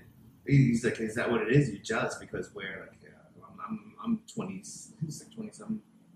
And he goes, well, you know, we kind of sort of hit it off. And we got a hit record, and now you're over here talking about Lust for Life, and now you're trying to. And I was like, whoa. I didn't bring up Lust for Life. I was like, yo, I didn't bring up Lust for Life. So, anyways, he fucking stands up and he gets in my face. I stand up, and I'm like, look at my friend Jason. I was like, dude, get your fucking boy out of my face. What the fuck is your problem? So basically, me and Cam from Jet started we got each other in the face. And then here comes a guitar player trying to like, hey, everybody, let's all just be cool. By that time, my band had already been saying, let's get the fuck out of here. Fuck these guys. They'd been saying that already for like a good 10 minutes. So when that guitar player rolled up, Adrian and Gabe just jumped up and they're just like, hey, calm your fucking ass. Like, they got in his face, and then everybody started moving around. And then all of a sudden, I call up Frenchie, and I was like, dude, your boys are in trouble over here, man. They're talking a lot of shit, and now they pissed off my band. We're going to leave. I'm going to leave. I don't know if my band's going to leave. So, and then French is like, I got a fucking gun. I'm going to come down there. I'm going to fuck shit up. I'm like, all right, well, whatever you're going to do. I'll be gone. But I'm leaving. Just letting you know. So, next thing you know, the sidebar, this is like on a Tuesday. Like, there's nobody there. Right. So sidebar is just like everybody got to get out except for these guys. I don't know if Frenchie called them or something. So they basically closed in the club. My band's outside, just like, where are you at, motherfuckers? And then I walked across the street and caught a cab and I left. So that was Jet. Anyways, and then that album did okay. I think that album did okay. And then I met Hot Water Music, and that was a nightmare. That was really shitty. They were playing at Bottom of the Hill. This was like in 1999 or 98. And they were playing, some friend of mine in San Francisco who I was jamming with said, hey, you gotta check out, this band. So I was like, all right, cool. So I went down there by myself. I had nobody to go because nobody had ever heard of them. And so I'm gonna go check out this band, right? So I'm like, show up really early. I'm the person first there. I'm like in the patio and I'm drinking by myself. Tall, skinny white guy comes up with glasses. He sits down next to me, and we start talking. And I'm like, I didn't talk about the show. I didn't talk about nothing. We're talking about stuff, just whatever. And then some other folks show up and they have cameras and they sit down on the table with us and they start talking to this guy. And I'm still just like oblivious to who this guy is. And so they asked me a question. They're like, hey, so what do you think of, I guess at that time, Steve Bader's was like, not Steve Bader's, what am I saying? God, I'm going to lose a lot of points here right now. Okay, so when I'm drinking, I kind of forget stuff. And anyways, so the singer for The Clash. Okay, yeah. Yeah, I'm drawing a blank right now. I'm such a dumbass. I'm not a fan, so I don't know. Yes. What did I say? Steve Bader? Steve Jones? No, that's the... Guitar player? No, that's the guy from... Steve Jones is the guy from Sex Pistols. Okay. Whatever. So, Joe Strummer. Okay, so anyways... Guitar player. So I'm sitting there, and they asked him the question, and he goes, well, what do I think about... I went to the show, and I wanted my money back. And the guys are like, well, really? Well, what was going on? And then the guy that had been sitting there the whole time with me, he says, this is like verbatim, he goes, well, first of all, the guy looks tired. Second of all, he's barely there. And it was just a big disappointment for me. And then I couldn't help but interject, and I was just like, well, hang on, dude. If you're saying, like, the guy's like 60, and he's been playing Rock the Casbah for like 30 years. I mean, I don't know what you would expect to see. Like, what do you expect from a dude in his 60s? And the guy goes, what do you mean, what do I expect? Are you asking me this question? Who do I know? Do you think you could talk to me? He's like, you think you could talk to me? And I'm like, yeah, I'm asking you, what do you think? What? If you're over here talking shit on The Clash, they're asking you a question, and you're talking shit on The Clash, and you're saying, oh, yeah, well, I was disappointed because the guy looked tired. The guy's like 6 years old, been playing that shit forever. And I had heard about the reunion or the shows that were going to happen with Joe Strummer. And he goes, what do I expect? I expect him to fucking rock. And I don't even know why I'm talking to you. And I was like, all right, well, fucking whatever, dude, fuck you. So I just got up, went to the bar, started drinking. An hour later, I see that dude on the stage. This is the most amazing thing that said, he's the guitar player for fucking Hot Water Music. And he's just like, this just means everything to me. Us being here as a family, it's all about us. And he's like giving high fives and hugging people in the crowd. I'm like, this guy's the biggest fucking poser. And I said, you look tired. Well, I didn't say, because the place was throbbing for them. I left. Like 2 or 3 shows into it, I just left. Fast forward, 2002, Hot Water Music's on tour over here. I got a roommate, and she's like, yeah, Hot Water Music, they're my boys. And I was like, fuck that band. Or fuck that guy anyways. She goes, well, you're going to go with me, right? It's going to go with me. I was like, all right, cool. Her and I are no longer friends. So we go down there to go see Hot Water Music. I refuse to go to the show. I'm like, yeah, I'll meet you after the show. Okay? I'll meet you outside. This is when Emos was over there on 7th Street in Red River. And then, so I'm there to see her. I'm like, all right, let's go. Come on. Let's go. And she goes, why don't you meet my friends? I'm like, I don't want to meet them. And here comes that dude. This is the most amazing town, and this is nothing but beautiful people here. I'm like, yeah, dude, whatever. I don't want to talk to you. And you look tired. No, I didn't say that. Should have fucking said it. I should have. And then my friend goes, hey, come on, be nice. And I was like, and I just told her right in front of it, he was sitting right here. I was like, I don't want to meet your friends. That's it. I don't want nothing to do with them. I already told you why. The guy goes, well, whatever I did in the past, thing is about we just need to get past our differences. No, I don't want to talk to you. You already fucked up. Yeah, you ruined it for me. You fucking fucked up forever. Yeah, so ever since then I see people with hot wire music tattoos on them and shit. I'm like, oh my god. To be honest, I don't even remember that band. Yeah, they're fucking terrible. Can't care. They're terrible. I can't like them. I can't care. Yeah, exactly. I can't care. I mean, I'm all out of cares. I'm so happy without you. Can't care. Yeah, let me go ahead and chase some of this shit. So let's talk about your book, man. You said something about the book. I've heard of books. I've heard of them. I mean, I've read a couple.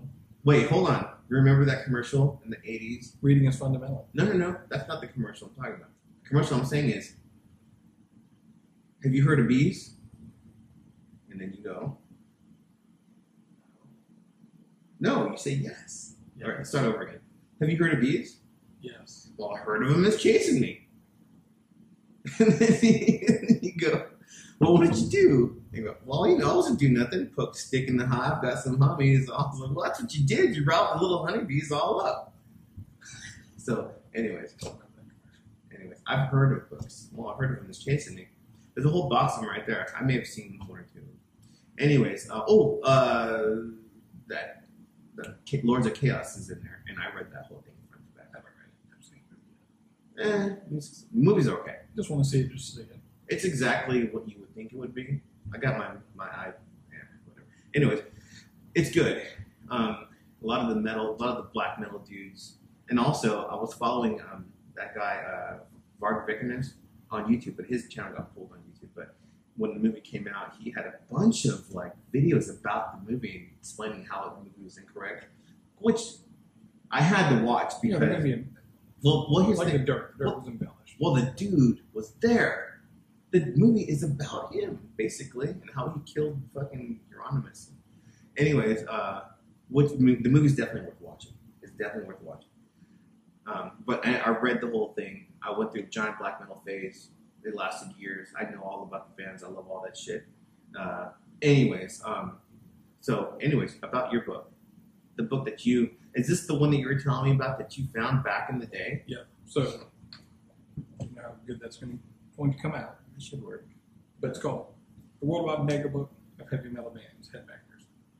So, back in that short period of time when I was married, my wife was a big reader. She was like genius level IQ. Her whole family was just like crazy smart. Like Lex Luthor. Yeah, just retarded smart, like in a good way. So she was, we lived up the street from the library, so I'd take her to the library. That's why, because she was smart, living in the library. Yeah, no, just because we needed a cheap apartment. But okay. So, she pulled out history books. She really liked history, and I'm just like always going through the metal or the music books, and I found this particular book, and I'm reading it, going, oh my god, this whoa! Is every metal band you can think of up to like 1990 or 1991. So all the good metal. Yeah, so it was a reference book. So they wouldn't let you check out reference books. Get the fuck out of here! I finally got the lady to let me check it out. She's like, yeah, nobody's ever checked this out before anyway, so just take it and bring it back. So after we split up, I called the publisher and actually bought their very last copy. It's only like 900 made or 1,000 made, something like that. And I got the last copy of the second pressing is what I got. So I just use it as a reference guide and just for years, just like, oh man, I learned a lot about who was, because it cross references like members. Yeah. Oh, so you're in Quiet Riot, but you were also in Ozzy and whatever and all these other bands. So you get a sign here, here, here, and here. Getting to that. So around 98, 99, if I would meet a band that was in it, I'd get them to sign it. So I think the first signature I got was At War. I don't know if you knew who At War was. No. New Renaissance / combat band. I mean, but I listened to a lot of compilations back in the day. I never knew who were on that. Probably I'm So they were local guys. So I knew them already. So I was like, hey, Paul, why don't you sign this? And he was like, oh, yeah, man, I'll sign it, whatever. So Paul's autograph, somewhere there. Paul and Sean Helsel. I think those were the first autographs I got. Wow. And then I meet, other bands. I got Megadeth was on one of their Gigantors. And I need that, dude. They did a celebrity baseball game. Or not celebrity, but a crew versus band softball game before their show. Which one was this? Gigantor 04, 05. Wait, which band's that? Megadeth. Oh. So you could get into the game for free if you brought like a bag of groceries or whatever, some cans. So I brought that's cool. Emptied out my pantry, brought a bunch of shit that's probably expired. Went, and there's like 8 of us there. So I go, and after they were done, you could meet, Dave was just like, he invited everybody who was in the stands just to come out on the field and hang out. And if you had shit to get signed, he'd sign it. Met Dave Mustaine, had him sign the book. Then Ellison, I had him sign it a couple years ago, his book, signing at Book People. Yeah. I'll sign your book. Yeah, he was actually super sweet when I met him. I believe it, yeah. I met him some other times, though, and he's been kind of a dick. Like everybody. Like, his hair's falling out. I was backstage with Foreigner, fake Foreigner, a couple years ago. What? There's no such thing as a fake Foreigner? There's no original members in the band now. Oh. Okay. So it's a singer for Hurricane that's with him, and Jeff Pilson from Dokken. So I went basically to get them to sign, because they're in Hero, of course. Yeah. As I'm backstage waiting for them, Joey Kramer from Aerosmith walks by me. And they gave me special, because you weren't supposed to get shit signed. And I'm like, no, I'm getting my shit signed. Yeah. This is I paid for this meet and greet. It's going down. And nobody said we couldn't bring shit. I'm getting shit signed. This is going down like the Catalina wine mixer. And when I showed this to the tour manager, she was like, oh, she goes, I get it. She goes, stand over to the side. So I'm just hanging out, letting everybody get their shit, pictures or whatever. Mm-hmm. Joey Kramer walks by. He's kind of short. I'm just like, hey, Joey, what's up? I'm freaking the fuck out, because that dude is one of the most badass drummers ever. But you're freaking out because he's so short? No, I'm freaking out because Joey Kramer is standing in front of me. So okay. Hey, Joey, would you sign this? And he goes, oh, what do you got? So I show him the book, and he goes, metal book. Why are we in that? And I was like, I don't know, Cheap Trick's in here too. So why are we in that? To Sean from Joey Kramer. Wow, that is really fucking cool, man. Speaking of Cheap Trick,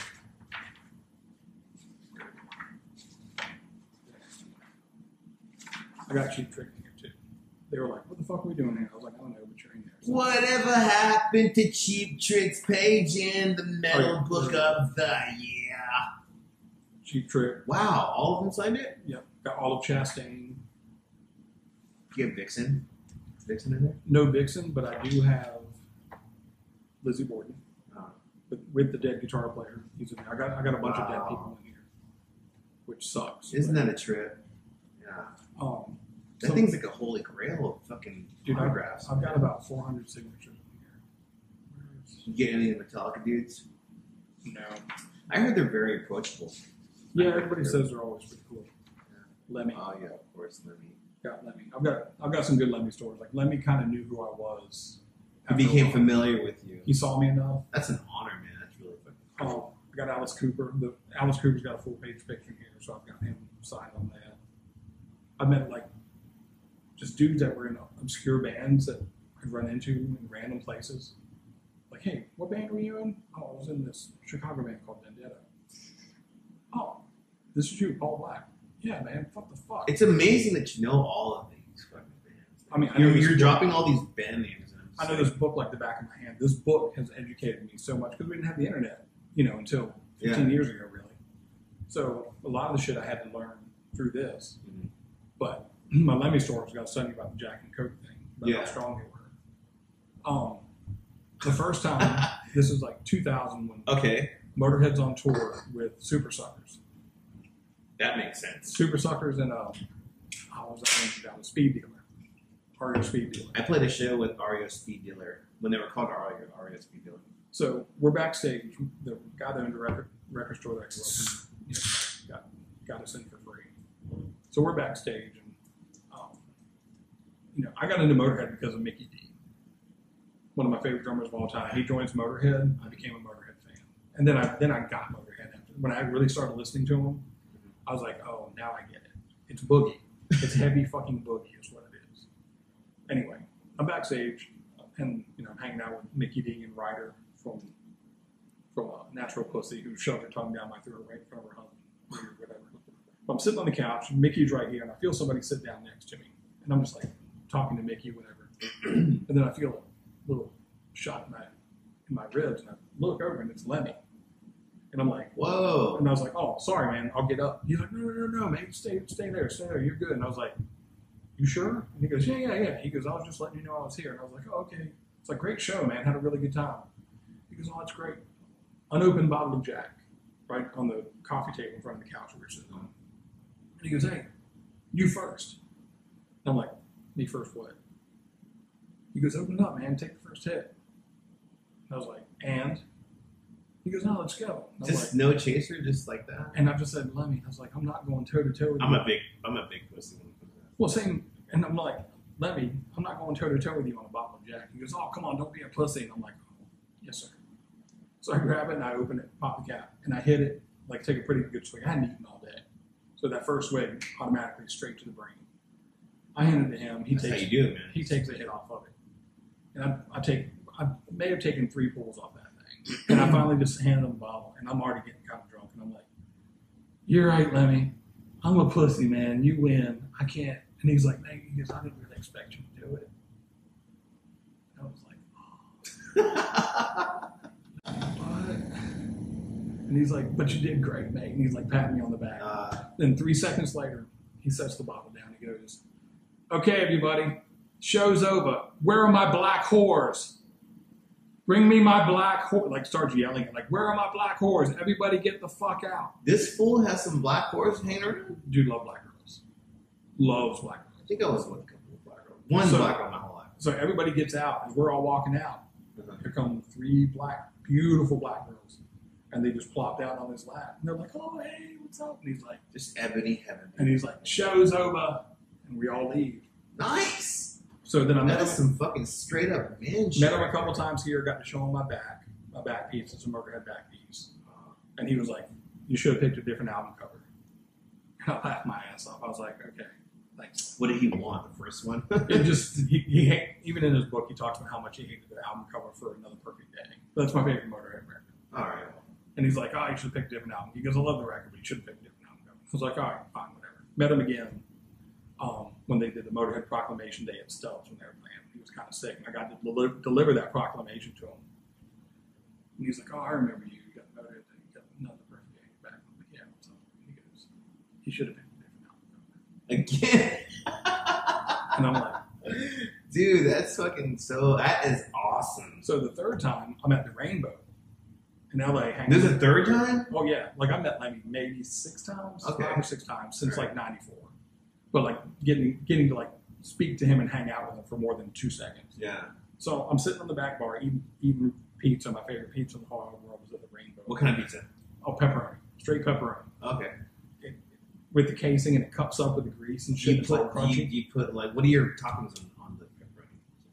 Cheese, pepperoni, crushed red pepper, and a little bit of Parmesan. What's that? That's all you need. A little bit of black pepper. I like Tabasco. A little bit of Tabasco. Yeah, theirs is so perfect. I can't do it. Yeah, you can't fuck with it. Yeah. So I'm eating it with my friends, and there's like a line of people. Lemmy's like down in the end playing on this stupid little video machine, the little game machine, and drinking and smoking. There's a line of people waiting to meet him, and I'm just like, I'm not even going to try. There's 30 people that are just standing in line. They're at the Rainbow just to meet Lemmy. Yeah. I'm not going to fuck with it. So, good man. That's what you're supposed to do. Yeah. So I'm just eating pizza or whatever, and then I happen just to look over at him, and he sees me, and he kind of squints because he was probably half blind anyway. And he goes, "Come here," and I'm like, "You meet what? He's like, "Yeah, come here." So I'm like, "Oh," I tell my friends, like, "Let me just call me over. I gotta go." She's like, "Yeah." Yeah. Oh yeah. Lemmy called you. So I get up. So we'll be over here hanging out with Dio. Yeah. If you've seen the Lemmy doc, there was this like dude with like long blonde curly hair. It was kind of his handler everywhere he went. I never saw that. Scott, I think his name was Scott. Scott was our Capricorn and recorded a live video at Room 710 to be in that Lemmy documentary, but they didn't use any of the tribute band stuff. Whatever. Weird. So I'm walking through, and this guy's like, hey, get the fuck out of the way. Friend of Lemmy's coming through. And I'm like, yeah, friend of Lemmy's coming through. Get the fuck out of the way. I don't know if you knew this, but there's it's like, yeah, you get this card, friend of Lemmy. Friend of Lemmy. Yeah. So I get over to him and like, you know who I am. So I'm like, hey Lem, nice to see you again. He's like, where do I know you from? He goes, it's not from around here. And I was like, no, I said I live in Austin. And he's like, and he goes, oh yeah, I remember you. You have another perfect day tattooed on your back. And I go, yeah, Lemmy, that's me. And he goes, how many times have I told you you should have picked a different name? Like, you could go and undo it? Like, no. But I'm just like, he remembered that. You know? That was his memory of me. And I just went, this is the third time, Lemmy. Third time you told me that. And he's like, what are you doing out here? And I was like, oh, I'm in town to see Odin and Warrior. We're playing for whiskey. And he goes, really? You came all the way here to see Odin? And I was like, they're friends of mine, man. I love that first dude. He goes, I don't care. He goes, I'm just busting bones. And I'm like, oh, that's cool. I was like, and his drink was getting pretty short. I was like, can I buy you a drink? And he goes, nobody buys me a drink. This is a great fucking story, man. It's one of my favorites. This is a great story. And he goes, nobody buys me a drink. But he goes, what do you want? And I was like, well, three black chicks. I did, yeah. Where are my black whores? I was like, well, there's only really one option if I'm standing with you. And he goes, he looks over at Christine, whatever her name is, the bartender, the back bar. Yeah. He just goes, hey. So, tall glass, like 3 or 4 fingers, maybe 5 fingers of Jack, and like that much Coke. Yeesh. And I'm just like, thank God I had like 2 slices of pizza already, you know. So I get it, and cheers, and I'm like, thanks, man, thanks for calling me over. I'll leave you alone. He goes, no. So he goes, stand here and enjoy your drink, man. He goes, whatever. So I'm just like, that is really. So I take the first sip off that thing, and I'm just like, burns. So I was like, I feel like I'm at the back of the boathouse on the couch next to you again, and I'm drinking straight Jack Daniels. It's just like, yeah, it tastes like burning right now. So, I just like, hey man, thanks for calling me. I was like, made me feel good that you actually remember that. And he goes, yeah. He goes, I can never forget. He goes, why the fuck would anybody put that album cover on their back? Oh, yeah. Okay. And he said, and because I had my tattoo artist, the first time we met them together, after we finished the tattoo, because that was our thing, like, we're going to get this done. One day we're going to meet Lemmy together. And you guys should have just been friends after that. And we were backstage at the Paramount when they premiered the movie there in South by. And, like, we snuck out back. They had cops all over the place. You couldn't get anywhere near them, but we snuck outside or whatever. And he was just like, oh, that fucking had to hurt. Should have picked a different album cover. Me and Marco looked at each other like, what the fuck? But the fact that he remembered that, like, two times after that was pretty huge for me. I think I had, like, that is a fucking month, dude. Oh, cheers to that. Let me feel like, man. That's a fucking fantastic story. So, I have a story very soon. We're going to wrap it up here really soon. Okay. What time is it? 7:11. Oh, it's good. I got to go perfect. Well, this whole thing's been going on now for about an hour and 20 minutes. Wow. This is pretty good. But this is fun. Yeah, no, I love this. We need to do it again. Yeah, I love this. We want to be a regular on the show. There's so much more to talk about. We're in the universe. And we're fucking with the claw. You're fucking with the claw. I'm trying to get this claw cosign. So let me just go ahead and... I don't know. I know I'm not endorsed by the claw, but I want to just... I'm not talking about Jim Clay carrying the claw. So here is the claw, and this one right here is hard seltzer. This is black cherry. It's 5%. It's basically malt liquor. So this is how we do it. We go like this. So here goes the claw first, okay? I'd rather drink my own pee. And then we're going to chase it with the native Texan. I prefer to drink my own pee. And then we're back to normal. You gotta get past it, man. You know. Well, there's a lot of things that are missing in my masculinity life. I'm trying to I've missed. Okay. That's not helping. Well, okay. Here is all right. Well, hey, have you been down to fucking? I have seen some dudes. And, whatever I do to up my masculinity game, I need to fire a gun. I'm firing a gun soon. First time. First time. Oh shit! I'll take you to a gun range. Thank you. Do you have guns? I got a pistol. I got a 9mm, Beretta 9mm. I got a friend of mine that wants to sell me a gun. I'm very interested. I'm not like a crazy gun guy, but I'm not either. I've owned them since I was 9 years old.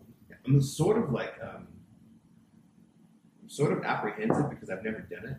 Of course, and that's good. It's good that you're apprehensive about it. You should be.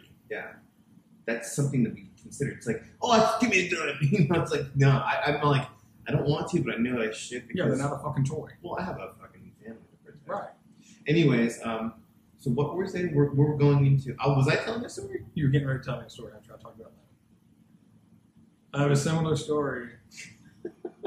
Then you went to White Claw and fucked your shit up. Maybe White Claw is not a good idea. Next time. Oh, this is what it is. Okay. Not as monumental as Lemmy. Because Lemmy is... Okay, so here's the world. Lemmy is. Here's the world. And then here's Michael Jordan. And then there's Lemmy right here. And you reached up and gave him a high five. And that's very cool. So I hugged him. So you've hugged him? I've hugged him. He seems like a huggable dude. He wasn't that into it. For a British dude, he seems like huggable. Not to say that I haven't hugged British people. I have. He lived in LA most of his life. Well, let's put it this way. Every British person I've ever hugged seemed very unite. Yeah, kind of like wanted to get away from me. And I don't know. Well, maybe I'm just really good looking. They don't want to, maybe I was tempting them. Or maybe I just shouldn't be hugging random dudes. I'm not hugging them face to face. I'm usually a side hug, but maybe they can feel my junk on them. I don't know. Yeah, you got to be careful with the Me Too hugs. Yeah, exactly. Oh my God, we're not talking about that. No. All right, so we're talking. Okay, so we need to do this again. All right, so here's what happened. This is gonna be really quick. So Jawbreaker is a band. Jawbreaker. Okay, so I've seen Jawbreaker in California probably 8 or 9 times. I want to say, I know 8 times for sure, 9 times before they had broken up. I want to say 8 for sure. Anyways, so after Jawbreaker broke up, they had a band, or Blake Schwarzenbach created a band called Jets to Brazil. Oh, I didn't know the same guy. Yeah. So I listened to Jets Brazil. I love that band. I went to go see Jets Brazil. But whenever I went to go see Jawbreaker or Jets Brazil, I'd always make a point to say, hey, what's up, Blake? Good to meet you. Can't wait for your show. All right, I'll see you later. That was it. I did that so many times. And when I moved to Austin, I didn't know anybody. I had no friends. I was just a dude just driving around on my bike in the Greenbelt. And I would go to Savers, and I know it wasn't really cool to, but I had no money, so I had to go steal clothes and sell them at Buffalo Exchange and get money to go get groceries and whatever I needed to do before I had a job. And I only think I did that for about 3 months. But within that 3 months, Jets of Brazil was playing at Emo's. And I was like, I'm going to this show. So I went out, collected some cans, stole some vintage clothes from Savers, got enough money to go to the gig. I had no friends, I had nobody to call, but hey, let's go to, Right. I'm from California, 2000. I get to the gig. I go, I get I drank like a 6-pack in the alley before I walked in. That's just how we did it back then. And I go up and I get like a beer at the bar, and I just take a seat near the pinball machines. On the inside stage area. And then out of nowhere, here comes Blake walking up.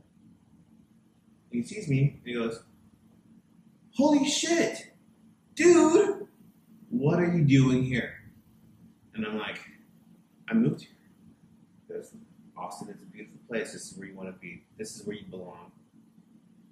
He's like, what are you doing? I'm like, I'm here to see you, dude. And he goes, all right, well, let's get a beer. So we went and we got a beer.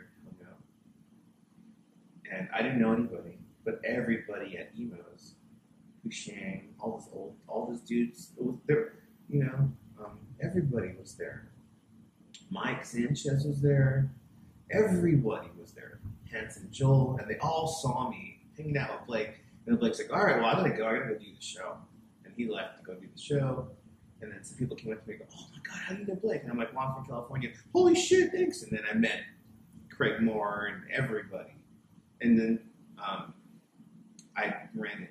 It was just, I didn't know anybody. It was a watershed moment. Huh? It was like a watershed moment. Like that kind of, them seeing you with him automatically bookmarked you. It changed my life. I went from having no friends to, "Oh, hey, what's up, man? Let's hang out. What's your name?" And dude, I made friends with everybody after that. And then Sam I Am came through, same deal. They came through, got me on the guest list. I'm on the guest list for Sam I Am. And then all of a sudden, like, "Oh, you know Sam I Am too?" And I just sort of got baked into that whole part of it. That's cool. Inadvertently. I didn't really mean to, but I'm so thankful and grateful every day that I made the friends that I have now through certain situations that just so happened to happen at that moment, whether or not I'm close to those people or not. Yeah, that's my story. It's not as monumental and cool as no, but that was a life changer for you. It was. It really, really was. And I brought it up to Blake. I ran into him. I ran into him in Chicago. No, I didn't. I didn't run into him. I think I did run. No. So Just Fizzle came back and I talked to him about it. He didn't remember. That was at Emos when they came back again for the second album or the third album. They were on tour, and then I told him, "Hey, do you remember meeting me?" He's like, I remember you. I don't remember that. Right. And I was like, wow. Anyways, we are done. But hey, if you want to go see this dude's band, I don't know if you have a band right now. I haven't had a band in over 3 years. This guy is a great bass player, he's a great guitar player, and a great drummer. I'm not a guitar player. Oh, he's a great guitar player. He plays guitar like he's running... Like he's 3 years old. Like he's running a brothel. Play guitar like I'm 3 years old. Like, let's do. People have made millions off of this. Yeah, not maybe. Anyways, let's play this. Thanks for having me. Does this work? I could make it work. Appreciate, No, I can't. Appreciate you having me. I want to come back. All right, you want to do it again? Yes, let's make it a regular thing. I'd like to. Because there's so much more to talk about.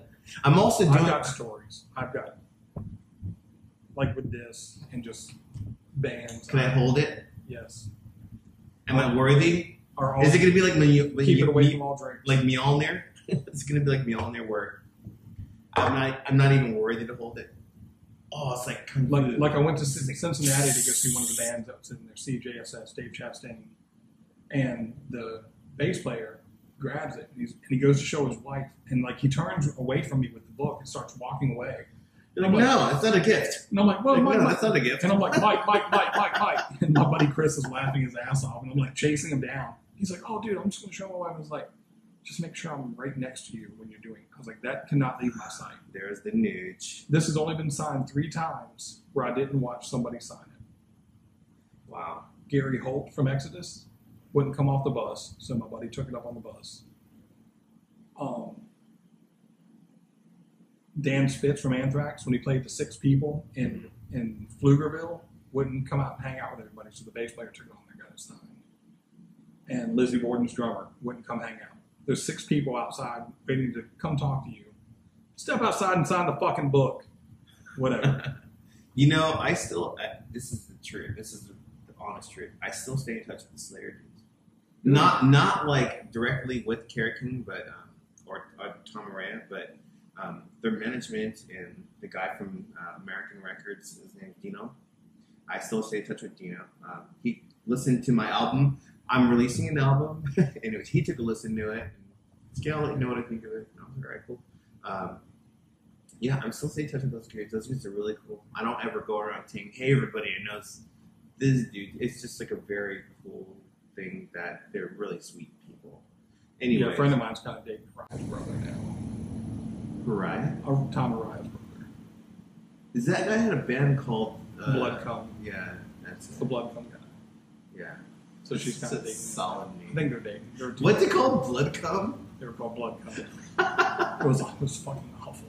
That's a terrible name. Anyways, all right. Well, we're done. But I love you. Thank you. Love you too, brother. And life. Yeah, we're gonna do this shit again. No, I'm always in. Yeah, let's close it out with Jet. Hail a non-existent baby. Next time I'll tell you my jet story.